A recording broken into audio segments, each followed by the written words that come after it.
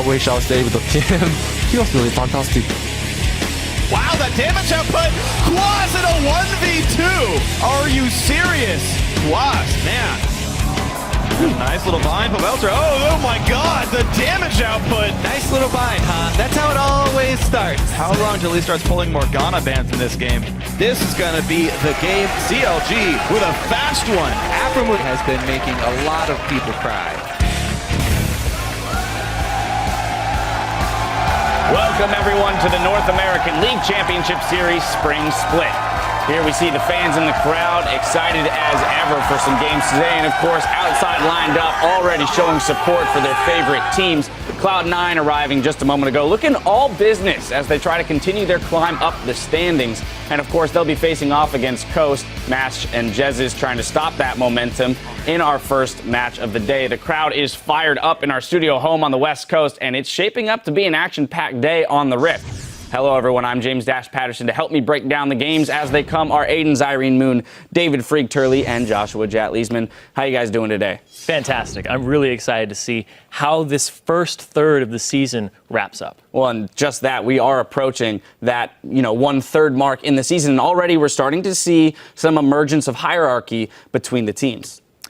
Yeah, I think CLG is the team that I have my eye on the most here because they've kind of come together underneath their leadership and really seem like a cohesive unit. They seem more like a team than any other team currently in the LCS. Aframu is making plays around the map. Xmithy's doing a good job in the jungle. Link is looking in top performance, save for every now and then he'll have a little slip up. And Zion, addition to the roster, is causing pressure that they sorely needed on that top lane. Yeah, I mean, CLG fans are having flashbacks to all the other times they thought CLG was going to be a great team. This time, though, it does actually seem more promising. The team I'm paying attention to right now, though, is TSM, only because they are actually the defending champions, and if not for the offseason slip-up, this would almost be a continuation of their run in the playoffs last year.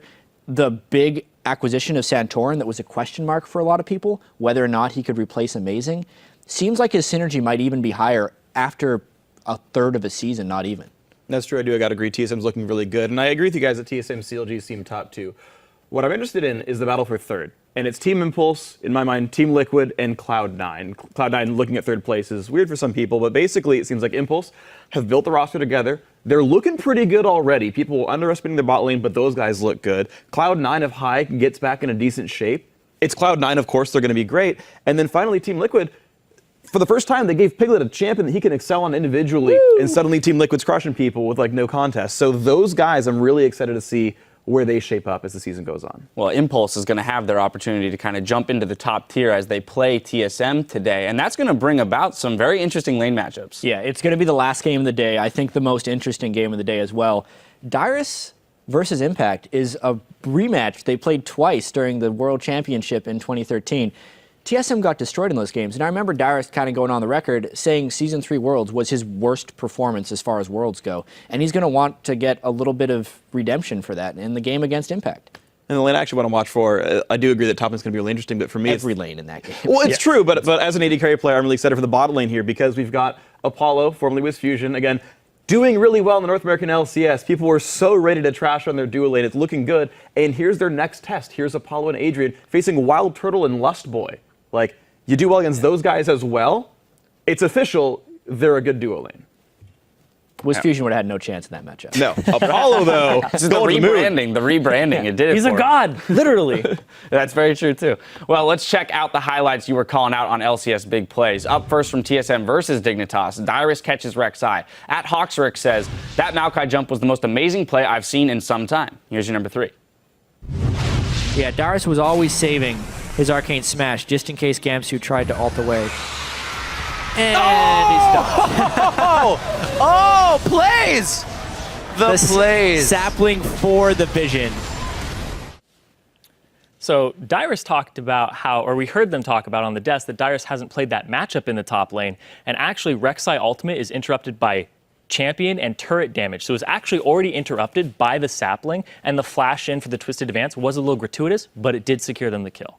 Yeah, absolutely. He almost escaped after that, even so. So it Definitely was, looked like the flash root was what stopped it. Yeah, most TPs are interrupted by roots, but it's just damage because it's a 1.5-second channel. It's too quick to kind of react to. I also learned that Rek'Sai is a female void monster. Really? Today. I feel like you learn that every week, Jack. It's Jad's one been, of the Jad's been struggling with that concept It's for a quite some work in time now. Day 15. Some people say Jad is still calling Rek'Sai male.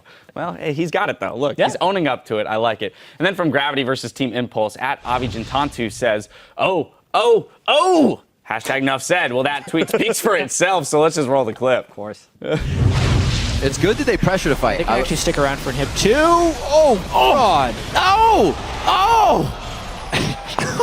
Jeez. Who needs words when So that much- happens to you? So much follow-up. You thought he was alive. You thought he was alive. Nope.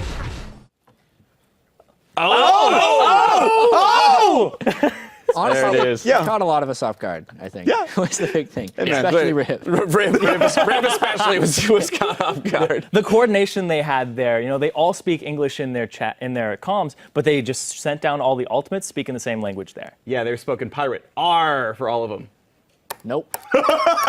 Nope, that was You're darn was right. good. And your number...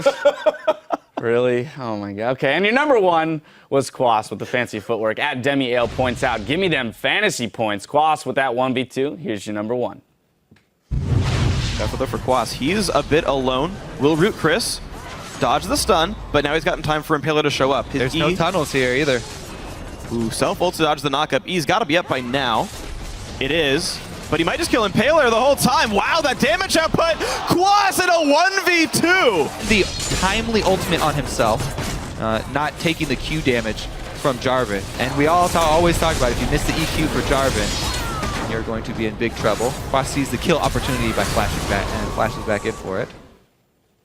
And I think it's incredible how Quas knew what was going on the entire time. As soon as he sees Impaler come in for the gank, he throws his first Q on him, right? Hits the full spell rotation. Impaler still doesn't realize he's dead. After the frozen tomb gets popped, Impaler's like walking in front of him, like, all right, when you E, I'm gonna be in your way. And Quas is like, great, I'm gonna kill you. Thanks for rocking my skill shots, bro. And it was just really good, immediate decision making by Quas, and it paid off because of that. Yeah, and that's pretty much as perfectly as Quas could have played that. We saw Impaler actually position himself for the second Q on the E to try and knock him up afterwards. Yeah. And if Quas had gone for the R onto Impaler instead of himself, he probably would have taken too much damage from Sion during that duration. Yeah, great stuff. Very solid awareness by Quas all around. There you go. Start with the same thing. Keep sharing your LCS big plays today, and if you're hoping to see your tweet on the PTL show, use the hashtag #ThePenta. Now, to remind everyone where the teams are, let's pull up the standings. In first place, it's CounterLogic Gaming and Team Solo Mid. Following from first, it's Gravity, who joins Impulse and Liquid in the tie for third. In sixth, it's another three-way tie with Cloud9, Team 8, and WinterFox. Then Coast and Team Dignitas are sitting in last. Up first on the Rift today, it's going to be Cloud9 versus Coast. After that, then we're going to have CounterLogic Gaming with Gravity, and we'll conclude the week with TSM versus Team Impulse. Now, players are always looking for champs or dangerous combinations that will give their team the edge. Well, in the offseason, the game got a little jolt from Little Champion with some major rage issues.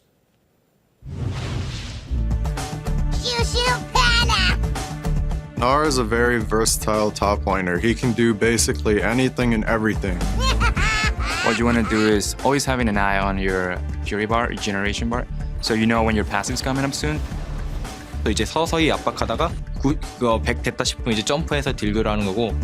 Battle in the top lane. Can he get Oh, him? he's gonna Gnar! No way! That's why you don't fight Mega Gnar!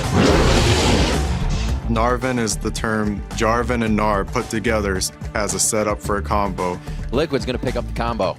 There it is, the Nar Jarvan. They're both pretty high priority picks, and the fact that they have synergy together makes it even better. And if generally one team picks one, then the other team should deny the other one, so they don't have that strong combo potential.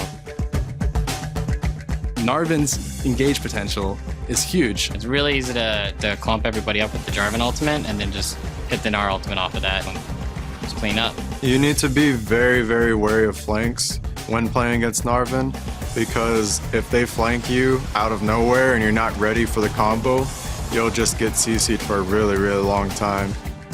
It's a pretty telegraph kind of initiate. So you see Gnar, he's powering up and he gets in his mega farm.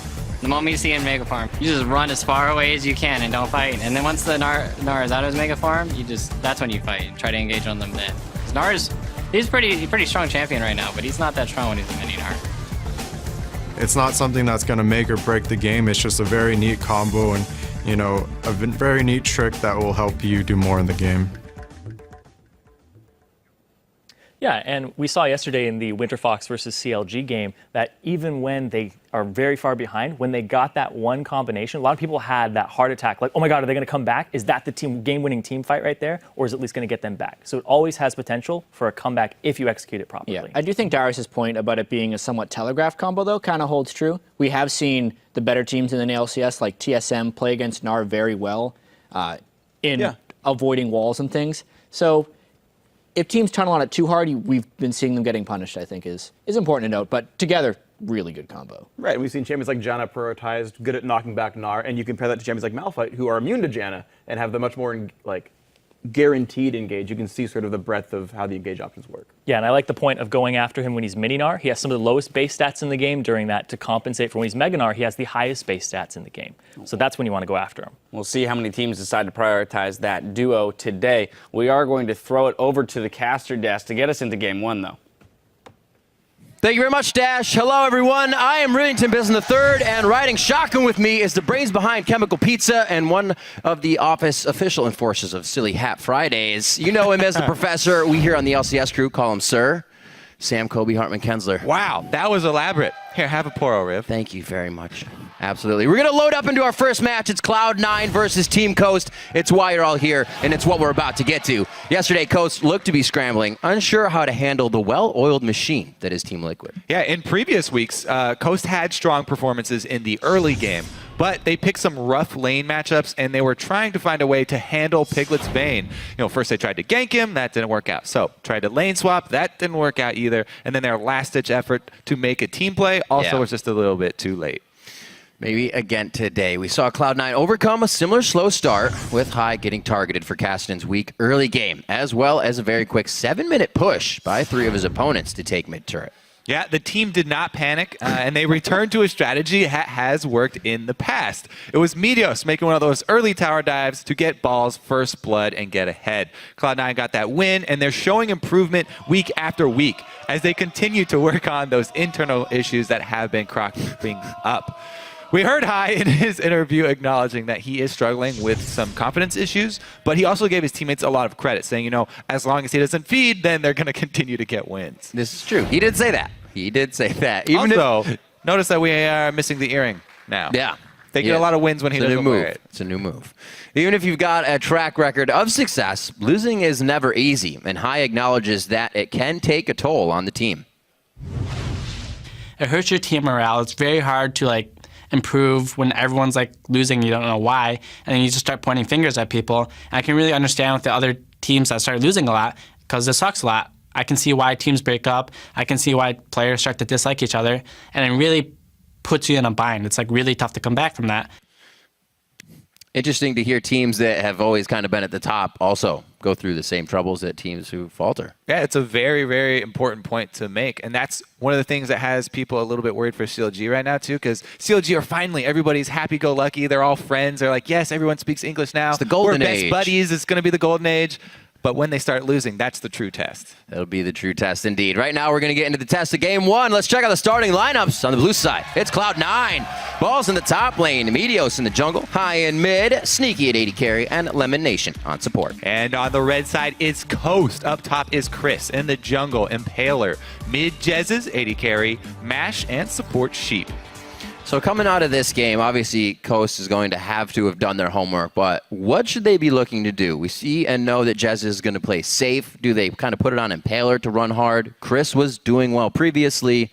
What are the options? Yeah, it's kind of a weird thing here for Coast, because I would definitely say they want to play their strengths and go with a stronger early game team composition, because that's where they have been getting their leads, and then just work on not messing up in the late game shot calling. Right. And what they would like to do is attack high like most of the other teams have been doing versus Cloud9. However, Jez, as you mentioned, is a little bit more of the farm-heavy mid laner. He's a little bit more timid, likes to wait around in the mid lane until later in the game rather than making early moves. So I don't know if that will actually work out with Coast. It would have to be Impaler, the guy to actually bring a lot of the pressure. Well, we'll see what he chooses to do. It's been Rengar, Jarvan, and Rek'Sai. Those three have been his forte so far. Right now, we see a few mid bans coming out. Last time Cloud9 played, mid bans were focused against High to make sure he had trouble, but he got the Kassadin, and that won't happen this time. Right. There is a theme here with the Coast bans so far. Mid lane champions that High has played that do have jumps or dashes or some sort of move. Any safety. So, 2 of those banned out already. Nara and Aurelia as well. So, these are a lot of top lane bans, as Lissandra can also be considered a top lane ban, as well as Kassadin. But they leave up the main top lane pick for Cloud9, 4 balls. The classic Rumble. We'll see if he still has it. This is the second time it hasn't been banned. He picks it up. So everybody's definitely been taking that away from Cloud9. He had it one other time that he could have taken it, but decided to go with a Gnar. He wants the Rumble this time. They feel like it's going to give them what they want throughout the game. And now Coast to answer. What can they start to bring out? I like the mouse over already. Just even thinking about Mundo. Why is that? People are double AP is extremely popular now, and with Rumble already locked in, that's a very, very high likelihood that it'll be a double AP comp.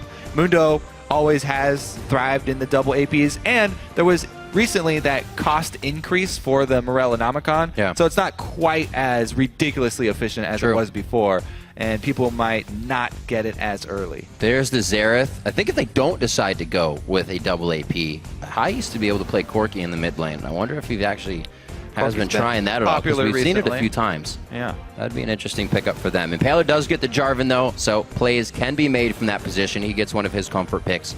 And Jez is going to be able to have that safe, clear wave play on Xerath. Yeah, the very long range locked in from Xerath. Really early pick from him, but they do take away one of the biggest problems that Xerath does have, which is Jarvan. Instant quick lock in here from Cloud9 for the bottom lane without even seeing what they're playing against.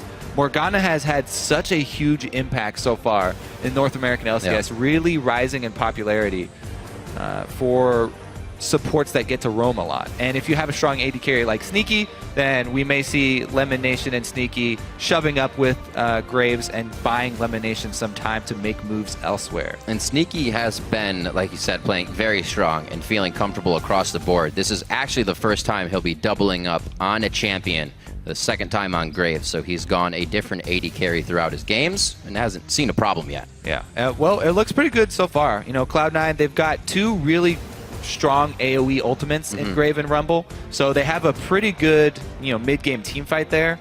Graves definitely brings a lot more AoE than most other AD carries, and if one of those bindings lands, then they can easily force that fight. Janna locked in on the other side, though. Of course, still the queen of disengage. Very, very strong support at the moment. Kind of surprised that nobody picked up Annie for the initiate, but Coast needs some disengage here. It looks like they want to work around the recent strategy from Cloud9 that we have seen. Coast pickup, flying through the stats there. It may be our first Lucian, if I did see correctly, so that'll be interesting for MASH. And on the other side, Vi. Meteos liked that last time, so they decided to stick with Vi in the jungle. And High, he gets one of those champions, Kobe, with the moves. He gets LeBlanc this time. So he did get one of the few AP carry mids left that do have jumps. LeBlanc, he should be able to stay safe here. Versus Xerath, High will actually probably be trying to put some pressure on him, on Jez's here. LeBlanc, with especially the Vi, will have that level 6 threat. Xerath's going to have to play far back and just farm.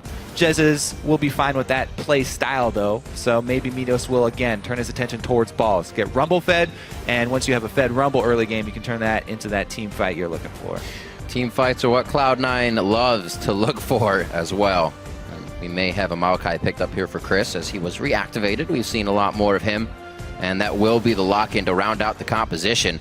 And that was also, we have to remember that Jezis went for a blind pick on that Xerath, not knowing what was going to happen, so he wanted it. I mean, Vi, they locked it in with Jarvan, so that's one of the key ones. For the safety in that. Vi was still up, and Meteos immediately goes for it, so we'll see how many times he looks to pick up Jez's. But really, I think the thing that Coast are going to have to look out for are the mid-game picks from Cloud9. Cloud9 probably going to focus on their classic ward control, get the vision early, and then use Morgana and LeBlanc to pick somebody off and work from there.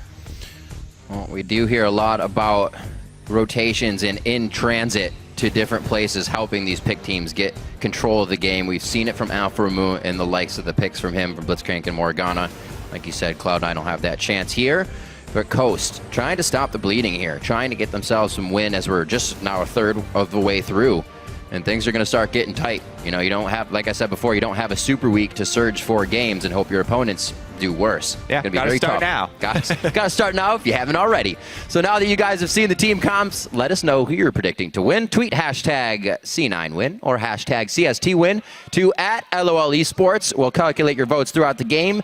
You know, you can vote more than once, so feel free to do so as you watch all of the LCS big plays come out this game. Everybody's excited. How you doing? It's game time. All right, so I also want to see what Mashme is able to do, because Lucian Janna used to be the go-to bottom lane. Lucian got quite a bit of nerfs. Janna got a little bit of nerf as well.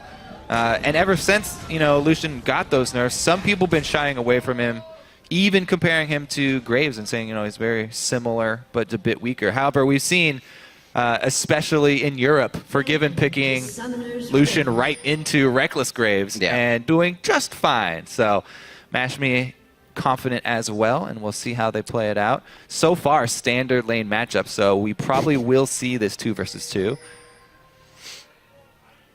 Cloud9 is going to go, oh, Sheep is going to be able to see this. So the communication already starting. They can stay safe in the early game, and you already see that Chris and Impaler are making their way over to get the same amount of wards. Yeah, pretty standard. Deep ward's going down here for both teams. Everybody's gotten into the habit trying to find out where the lane matchups are going.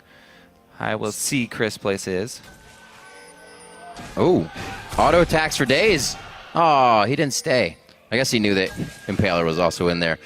Now, looking at this, we kind of said being in transit would be a bad thing. Are Cloud9 going to try to force Coast into, or not force Coast, but is Coast going to want the lane swap and then Cloud9 try to bring it back and forth? Yeah, so they're looking for it right now. I don't know how bad Cloud9 are going to look to match it up. Okay. If they would actually recall out of a lane, because Coast already positioning up top. So it looks like Cloud9 will just leave it. They will take the swap, and Rumble will start Wolves. Maokai, of course, whether you're lane swapping or not, pretty much all Maokai should start Wraith Camp. They're very easy. Chris actually mistimed his saplings.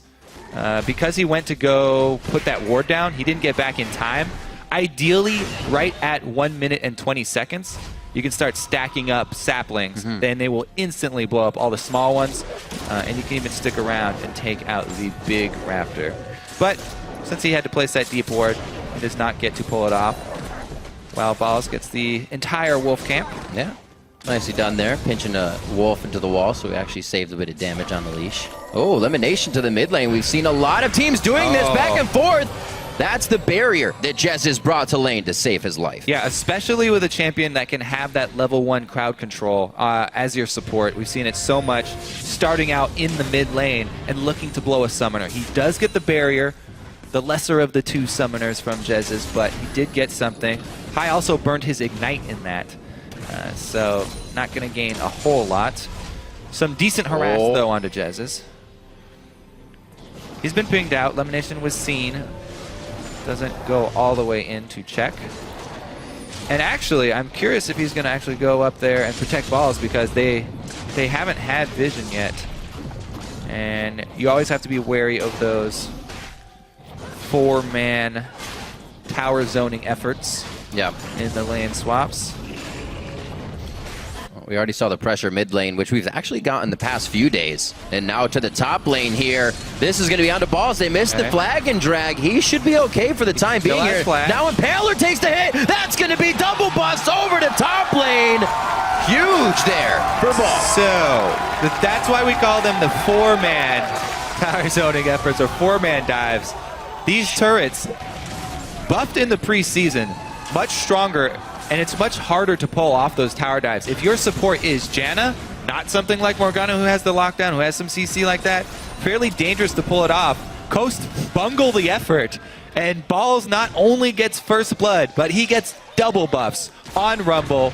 This is exactly how Cloud9 like to start it off. Ball's in a great position to carry. Meanwhile, Chris was zoned out because Cloud9 actually did a better job. They froze their lane. Yeah. And forced Chris to come out to try and soak up that experience. So Cloud9, no surprise here, handling the lane swap much, much better.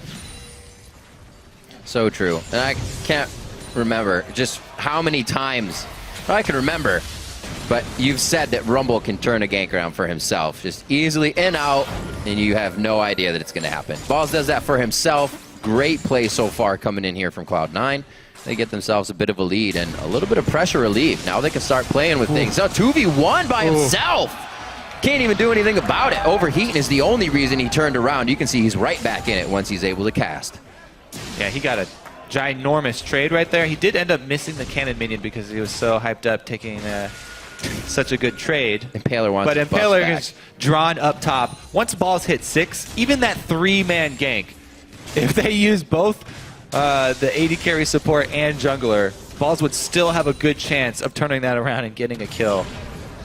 Almost level 6 already.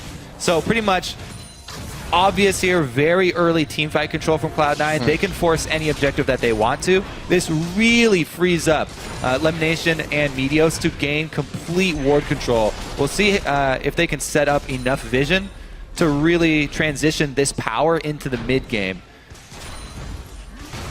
High staying safe, doing what he said he would. The rest of the team can really handle themselves well throughout the laning phase. Cloud9 probably one of the stronger teams, just the regular laning phase through the game, and then mid-game decisions are also a strong part of their strategy. So this is going to be very hard for Coast to come back. Already with their late-game decisions, something's being called into question. This game not looking good to start off. Well, Coast are probably already looking more towards that late game. Yeah, right. You're going to have to now. Chris, stay safe. Looks like Chris will be going the standard Rod of Ages build. He's got some support now from Sheep to help him get CS and even it up there with balls. But Lemon continues to land the bindings.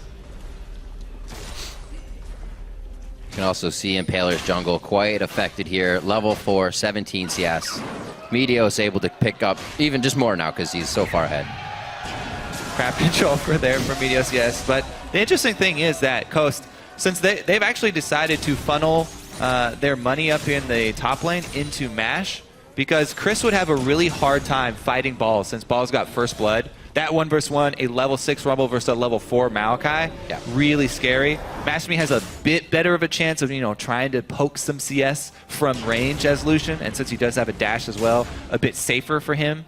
But really, nobody wants to be up in that lane against the First Blood Rumble. Already has boots, too. So they're all leaving, and they're actually going to try and make a play bottom hit, it seems here. Maybe Chris is going to use his teleport soon once the cavalry arrives. Probably go back to base and then teleport up to try and hug turret. He's and actually soak half up on that. Against Balls. The problem is that Balls' minion wave actually pushing towards him, so they would actually have to call jungle support or something to get that wave all the way into the wall and reset. Yeah, he actually is preventing any farm with Flamespitter right now, just using Scrap Shield to keep his charge up in that gauge. So it's going to be really hard. That's going to be no easier for Chris, and he just got pushed out of bottom lane. So the walk up there, he's thinking about it. He's thinking of how to mitigate this. Maybe Impaler to come up top. Balls does have that double buff worn off now, but he'll be safe anyways. Yeah, he's managing the wave really well. You can see he's pruning it so it's not too big. If you stack up way too many ranged minions, it gets a little bit too much, but he's got it in just the right place here. So Pink Ward already in place. I would expect Meteos to go up there. He's got ultimate available, and there's no way that Chris can get anything in this game. If Meteos goes top and camps the Pink Ward, then Chris is going to have to be zoned out of experience or die. Meteos, though, is on the bottom side. Looks like he will focus down there and maybe use his first ultimate. As soon as you get that thing on Vi, you're itching to use it because it is so strong, almost guaranteeing at least a summoner blown. A good sweep and then a good ping following after actually stops Meteos from going in. Not sure that he can get the gank, and he may have a good counter here. Yep, Meteos heads up top instead because down bottom, of course, SmashMe and Sheep are playing safe because of the item discrepancy. They actually lost out in the swap as well.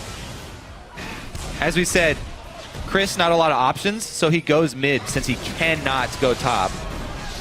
And once again, another team focuses on high, but he's able to get out with just burning his flash. I mean, I understand you're waiting for the perfect moment, but he was within inches of being able to Twisted advance him. Flash is down here for Chris. I didn't even notice that he actually flashed as well, but didn't quite go the distance there. Blow High's flash as he flashed in, so it was good timing on both of them. Very heady movement.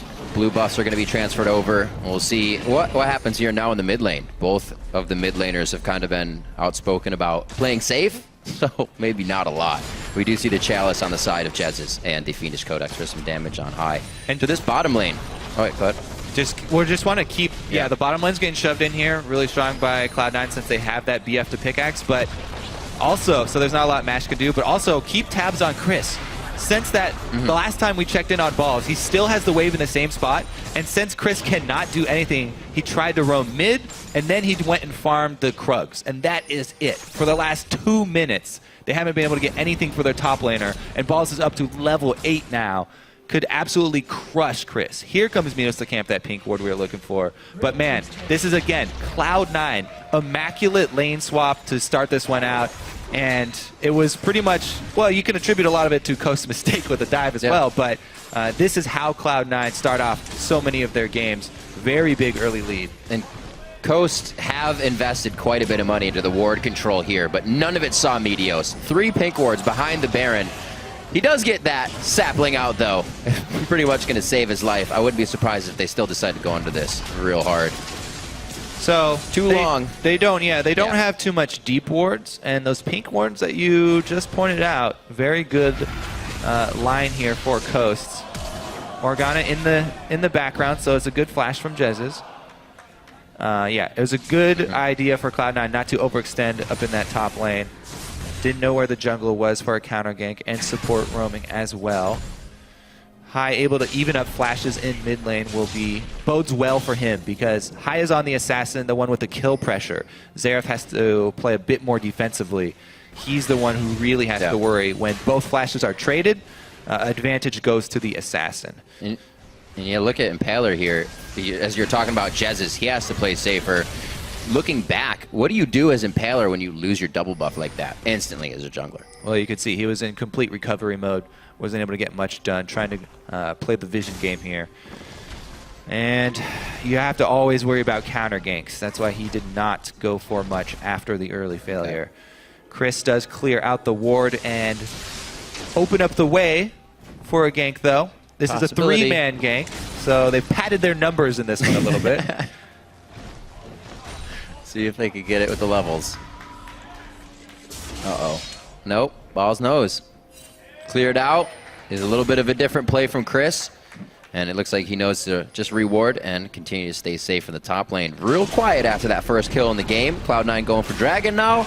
I don't think there's going to be any contest here. The teleport of now a Haunting Guise and Sork Boots Rumble would just be too scary. He could obliterate anybody. Yeah, and Cloud9, taking advantage. Ooh. That's flash down. He's got safety, though. I want to see it land. So close. Cloud9 did a good job, taking advantage of the roam top here from 2 members of Coast. Pretty easy dragon pickup for them. Ouch. And all of the ward coverage from Coast, you can see, is littered around the top side because they're so scared of what Rumble has become. Meanwhile, Cloud9 shoved straight up the mid here. Xerath doing his best to wave clear, but Jez is running low on mana. Chris, 100 to 50 CS in that top lane. Can't give this guy his top champion. Fell away for a little bit. Everybody forgot that he played it last year, and then he brings it back. Just balls on Rumble. Can't do much about it. Looking back at the early part, we know he got that double buff, and he's been able to control the lane, giving Meteos time to set up wards and the rest of the team to play it safe. Ganks from Lemon Nation in the early game at level 2s, something we've also seen a lot more. Saw from Bunny Fufu yesterday. And it's starting to all just domino into this now. 2 turrets down. They're looking for that top one to be dropped by Balls, but I think he's actually just trying to keep Chris there. Give him something to think about and really not allow him to be with the team. Sneaking out a pan back to bottom. Just everything working out for them here. Holy moly. Balls has almost 2,000 gold more than Chris. Those CS numbers that you mentioned are very, very daunting right now. Cloud9, not only do they have this ginormous early lead, 14 minutes on the new season, a gold lead like this is almost unheard of. And it's just because they crushed so hard in CS during the lane swap that Coast were the ones to initiate, by the way. Because Cloud9 handled it so well, their mid game is going to be very easy to execute. They also have the team fight comp with Rumble and Graves, who's already got his Infinity Edge. So huge amount of burst in AoE form from Cloud9. They can pretty much take whatever they want on the map. And next Dragon, as soon as that one pops up, should easily go to them, you know, untraded and uncontested. Well, it's only going to hurt more and more. With that Dragon, they took down the turrets, so that, like you were saying, the spike also in items that Coast cannot match yet. Infinity Edges to just the pickaxe, BF Sword, already past Morello, now Makan onto more ability power. And it's just looking grim. Sneaky can now free farm top. Not really free, the team is there to give him guard, but that'll be the last final outer turret for Coast. Whew. Let's see what Coast can do, because Tower's falling down. They're trying. Like you can see, Impaler knows he can't do much. He's hoping Meteos didn't take his red, but that's gone. So they're kind of just, they're looking for scraps. Yeah, and honestly, looking to get deep wards right now should not even be a concern of Coast. Their ward coverage should all be on their own territory. There's no point for Coast to ward up Cloud9's jungle right now, because all of the fights are going to take place on Coast's side of the map. And they have to be worried about their own jungle right now, because this is where Cloud9 are going to start setting up their picks and, you know, catch them as they swap lanes. Actually had one of our plays come from this. Same spot Cloud9 is hiding in right here. They may do it again. Hey, shh, shh. They're hiding. I don't think they're going to do anything. Oh, he's got This him. is so mean. So close. That's sapling. Oh, he missed it. They waited so long. Oh. That was just the anti of what was supposed to happen. Okay, crowd, let's play a new game. Next time they hide in a bush, everyone hold their breath and see if you can hold it until the gank actually comes out. All right, so nothing gained here for Cloud9, but honestly, they have the entire map under control. Whoa! There we go. He's not going too far. He's pinned in the back. They're able to take down at least Lemon Nation. Teleport comes in, high collapses. They don't want to let him get away with it. This could actually still be big. This is now, we're going to see what kind of damage balls can do. But they all run for the hills. They quickly exit that one stage left. Because it's so early in the game, teams not really used to having this much control over the map. Cloud9 punished right there, you know, for being a little bit overconfident. Really good job by Impaler, still not hesitating, because they know Team Coast right now, they have to take advantage of any opportunity that they see. If they see a support soloed out and you are on Jarvan with your Warrior Enchantment completed, boom, Impaler goes for it. You know, nice job right there, pays off. Jez is able to clean up that kill. Something small here for Coast that they really needed. It got out safe too. They give the team a little bit of that knowledge that they can make some in and out plays, but I don't know if Cloud9 is going to open up to have that happen again. They have the wards still out. The sweepers are on cooldown for Coast, so they can't really get any of that vision just now. So Cloud9 privy to all the information as they set up even more, getting these items out of base. One Dragon in their name as 30 seconds. Probably the next one won't even be contested here by Coast. We shall see. Heading over to that side of the map. Both sides of Coast Jungle worded up from Cloud9, so they are ready to pull off one of those picks with their Viola Blanc Morgana. Balls did use his teleport, by the way, in the last jungle fight, so they will not have the extra mobility there. Looks like he's just going to wait around for Dragon, then head up to catch the wave that Chris is shoving. Maokai doing his best. He can actually clear a wave fairly quickly. See how early Balls heads up there. I like this move from Coast, actually. They don't even try and contest Dragon. They actually want to pick off whoever goes to farm the top wave. They know that somebody is going to try and come farm this wave. So they've sent Sheep and Impaler up here to catch Balls. Oh, got him. He's going to be able to lay the equalizer down. I don't know if he's going to.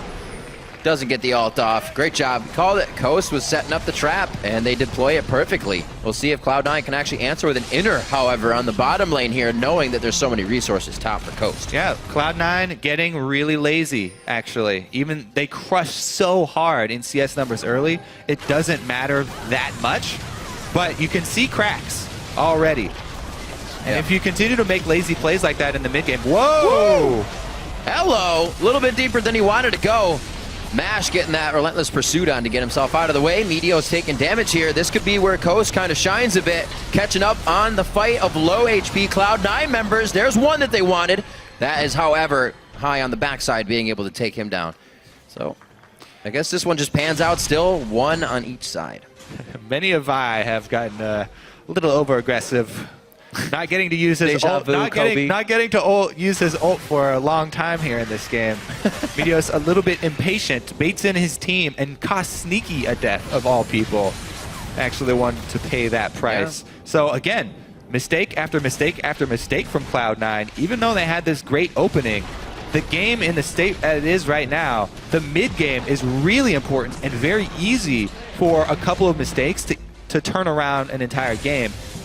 People can easily come back from these things because the gold from Dragon is not there. Cloud9, even though they've controlled it, it's just the small statistics. So Meteo's very deep use of his ultimate.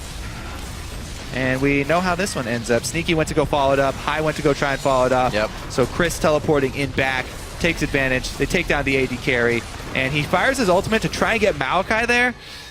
Oh, he died down to something. Oh, it was the Maokai. Okay, so High had his Ignite ticking on him.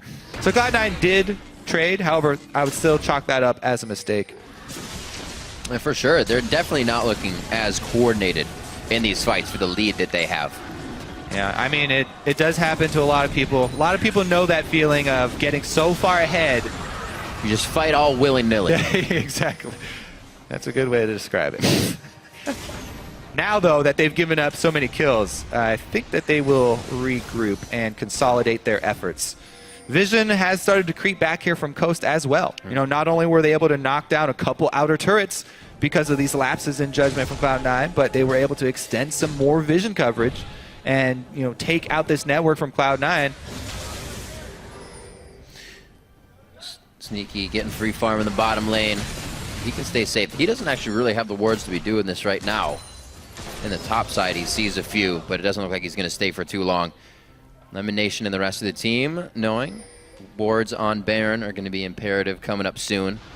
And looking at Coast, closing that gold lead just a little bit. That was about 5,000 gold. With the turrets they're able to drop now, it kind of surges back. So if they can get a good fight and keep Cloud9 off of the Rift for just a few seconds, maybe those turrets can get them back into the game. Because I don't know if the full team fight's going to be also going in their favor.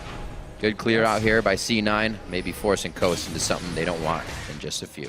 Kind of reminds me of the CLG games. You know, they crushed so hard early and a couple of hiccups in the late game.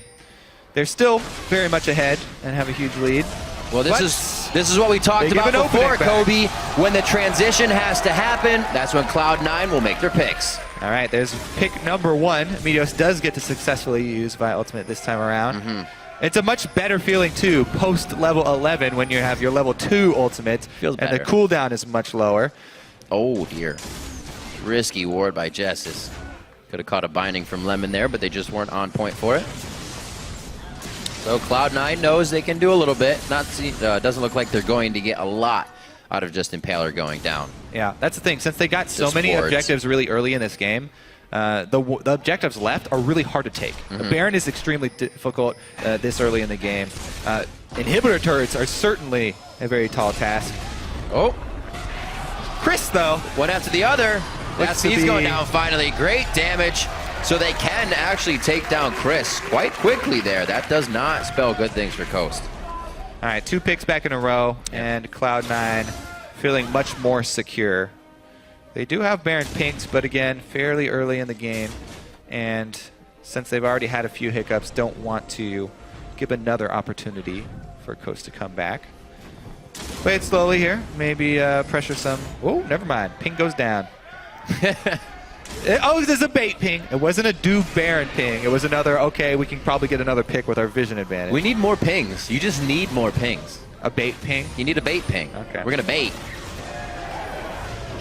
Meteos on full Scuttle Crab control this game. A lot of gold there. And as we said, still looking at the CS, Jessus has picked himself back up a little bit, put himself on his feet, but the rest of the lanes fully in favor of Cloud9 coming out of this one as we would have expected. And I'll see if they can keep closing the late game. Once they put onto the table that they wanted picks, we saw them get 2 in the top. Go to reorganizing their lanes here and doing a little bit of cleaning up and pruning before they get back to more picks. I don't know what, though. Taylor and the rest of the team are getting their ward coverage as fast as they can. Yep, they want to take their small opportunity to get towards the Baron, get down in their visions, because they do not want to have to face check the pick squad again. Continue to stack up their advantage, though, Cloud9 here. That's a big old Vi. Meteos coming out with Warmogs on. Sneaky grabbing. 3rd dragon of the game. Do you usually pick up Warmogs? So I have, you know, dabbled in Warmogs builds since I saw Azingi strutting his stuff on solo queue with early Warmogs quite often. And I am a pretty big fan of it if you're going to stay out on the Rift for a fairly long time, because the passive regeneration from it is really undervalued from a lot of people, especially as a jungler. You know, you can do a camp while people are rotating around the map, and then join up with your team, and just standing around with your team, you know, waiting for the fight, you will regenerate back to full health very quickly. Plus, I do like it as a first item, defensive item. Base, just straight up health is the way to go unless you're facing a very focused team that is pretty much all magic or all armor. All right, well, Cloud9 cleans up the rest of their resources in the blue and red buff area. It looks like they're back to the pick zone. Set this one back up. And already, they weren't even really here for that long, and they already had coverage of that pink ward that was not cleared out by Coast. They're just too afraid to move out. And they're going to be actually able to steal Coast Red. They own nothing of their side of the jungle, and Cloud9's going to be looking to put the finishing touches on this one maybe quite soon once they break the base. 26 minutes on, and they are going to start the Baron. All right, vision cleared out once again. Let's see who is bold enough from Coast to come in first. Looks like nobody. Sheep's going to wander over, but he is a little bit too late. He was just grazing in the fields. Yeah, trying to figure out what's going on. Cloud9, they had such ridiculous early map control that they could take all of the dragons uncontested, and so they could just use all of their ward efforts on that red side of the jungle behind the Baron, and eventually establish just the threat of those picks. Too high for Coast to go check. Now with the Baron, they can easily take the turrets. It was a bit harder before. That's something that stings. Being able to put that damage on Jez is no way to get it back unless he goes the fountain. So if High decides to do it once more, he's going to be down.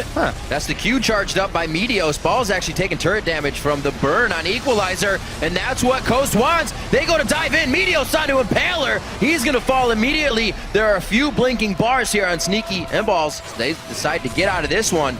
Coast is able to hold the front line. Definitely could. Wasn't pretty. Yeah, exactly. It could have gone better for Cloud9.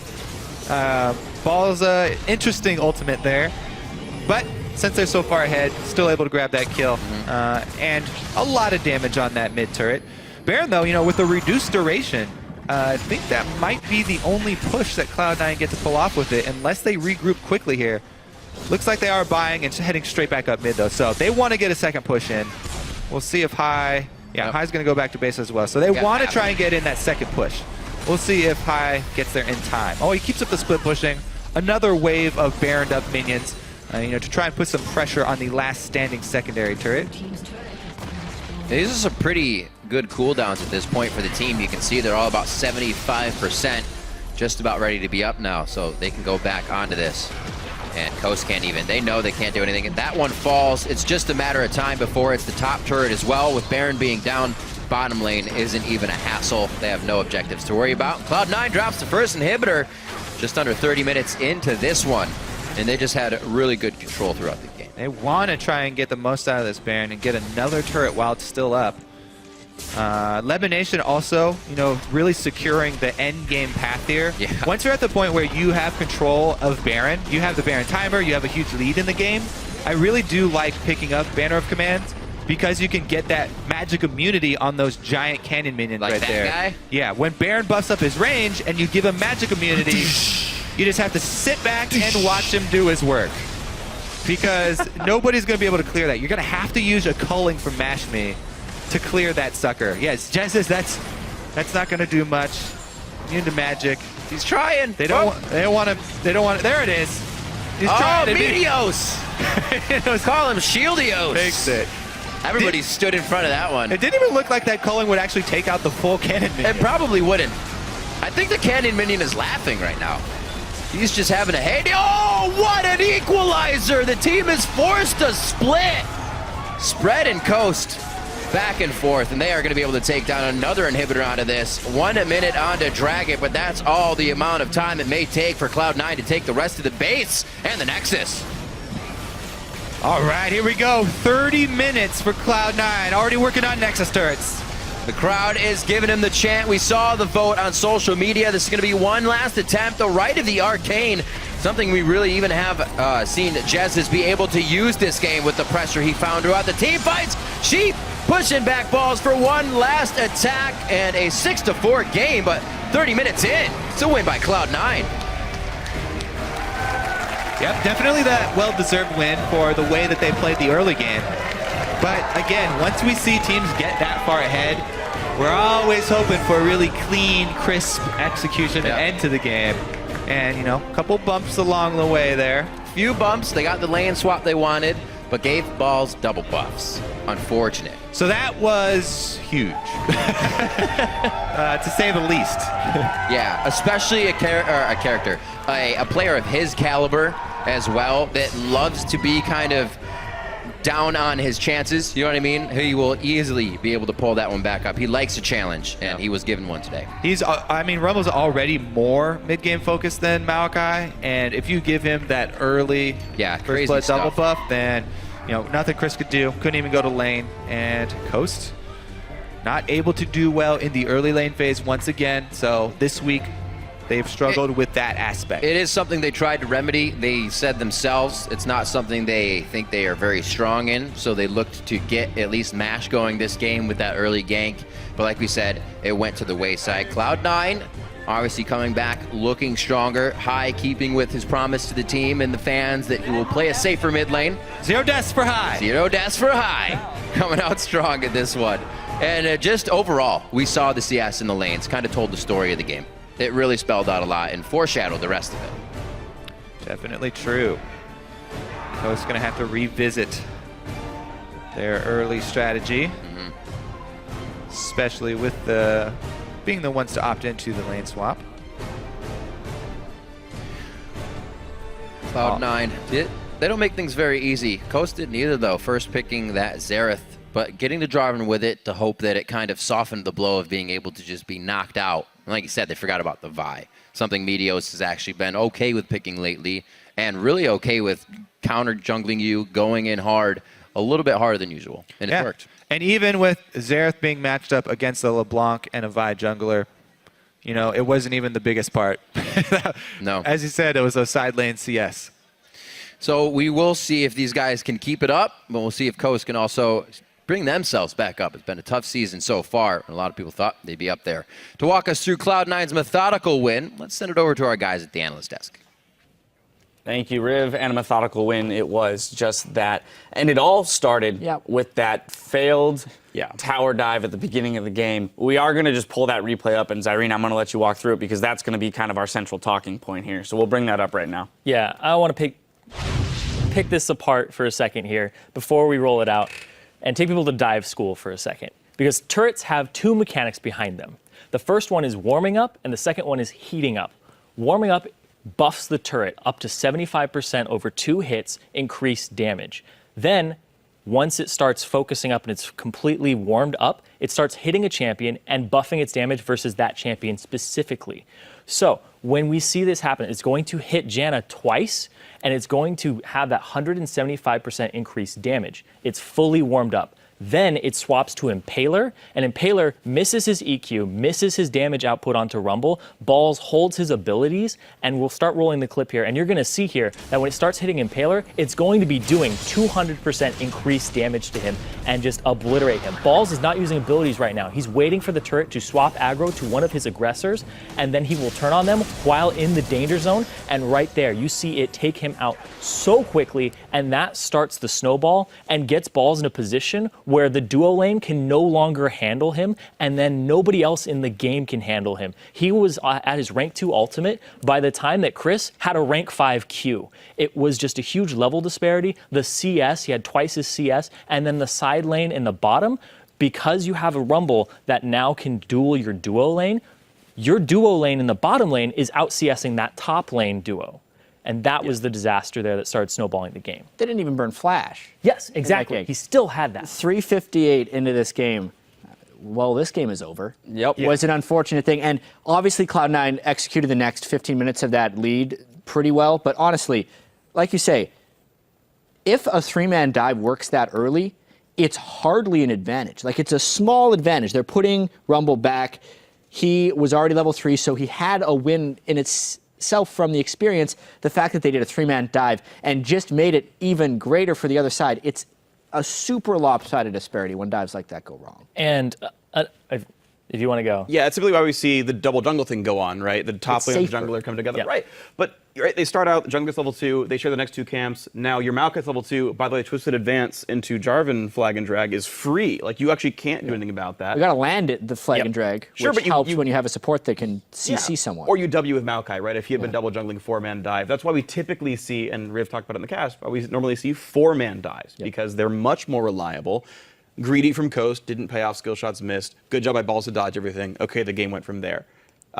Bouncing off that though, right? Okay, your top lane's winning by a bit. You have maybe 1,000 gold lead from all this. Coast managed to have that become a 5,000 gold lead. And there's something you've got to do between that and 20 minutes that's got to be good. Imperial needs to show up to lanes, reset the waves, don't let those freezes happen forever. Use your jungler to make those lanes turn back around and at least get the golden XP coming back in. A 3-level disadvantage is not what should happen from that. Yeah, and exactly. Impaler got into the mindset of, I dove, I lost my buffs, I have to go farm my jungle now, instead of do damage control on what he did to that lane.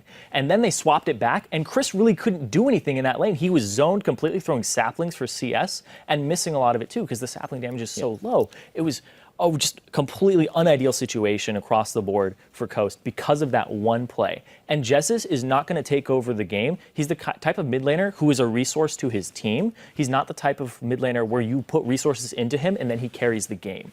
So I'll play devil's advocate on that Impaler point. Okay. Yes, he messed up the dive, but he is now a Jarvan who's level 3, lost his double buffs, and doesn't have Flash. And he has a Xerath on his team against LeBlanc. He's not ganking that. No. Is he going to gank for his Lucian gen lane? The only thing he can do is farm. Like, I think the gank in itself was what threw the game for them, but like that's why I said this game is over. Right. Because he can't do anything but farm after I'm that. not saying gank. I'm definitely not saying gank. I'm saying shove lanes to break freezes. Because this is what Cloud9 did, is because they have such an advantage, no one tried to break any freezes, right? Maokai can't walk up and like mess with Rumble. Like we saw multiple clips of Balls sitting there, slowly last hitting, keeping 6 caster minions alive, and every time his wave shows up, it would get cleared. Have Jarvan show up, QE the wave, don't jump into it, just clear the minions off, bounce it off the turret, and then now Maokai can actually stay in XP range without being afraid of Vi. There's not much to talk about this game. I feel like 2 things mattered in this game: the dive and Banner of Command. Let's move to Banner. I really want to talk about Banner. That is such an amazing item. Like, the only thing you can really do is like walk up, and I believe you can smite those minions still to get some damage on it, but you can't do anything with it. The long-range Xerath poke, the Chris poke, the fact that Meteos stood in front of it was brilliant. And I know, like, Banner of Command, I want to see it more often.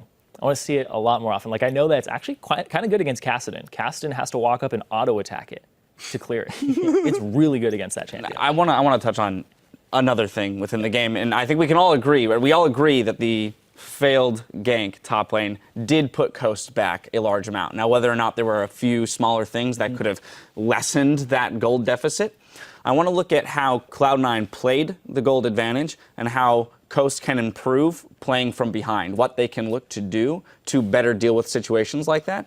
So with Cloud9 first, they gave up 2 kills 4-0 later at 2 separate occasions later in the game with a massive gold lead. And in my opinion, it was because they had a very distinct lack of warding deep into the jungle. They were warding heavily in the bottom river to control Dragon, but aside from that, they were then walking into the red side jungle, roaming into the red side jungle with no vision, got caught in death brushes.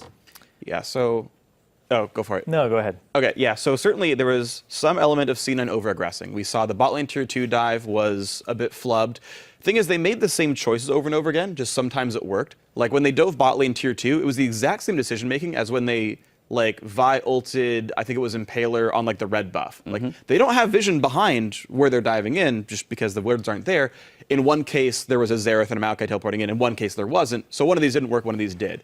And like 80% of those fights do actually work out. I can't say it's necessarily a horrible idea for C9, but their risks all the same because you can't have literally perfect vision. That said though, Coast have now twice in a row shown that they are very good at just showing up somewhere and death brushing you. It's very good by them. They're trying to make these plays to get back in. C9 needed to respect that a bit better and realize that, hey, look, Coast is going to show up on you guys at some point. Be a little bit less aggressive maybe. Yeah, see, as you can see, there's not much to say about that game. The Cloud9 over-aggression being punished for it, like he said, you can't have perfect ward control of all areas of the map, but the fact that they got those picks a little too late in the game, mid-game composition is going to come online here. Like I said, the Rumble ulti at rank 2, the base damages are really high. They catch somebody out, but then Cloud9 was really good to punish that and just get a tier 2 turret for it. Like there were a lot of times that they are able to get something in return and making these exchanges. So I think that Cloud9 actually know how to play against being picked off with one person fairly well. The over-aggression and like the desire to close the game out very quickly is something that might bite them if they were more even. But I think like the calls at that point, they're kind of like, we're phoning this in, we're so far ahead that I don't fault them for the sloppy plays later on. Yeah, definitely a strong showing, regardless, for Cloud9 there. We are going to step away while Counterlogic Gaming and Gravity load in for our next match. So keep it tuned right here. The NALCS returns after this.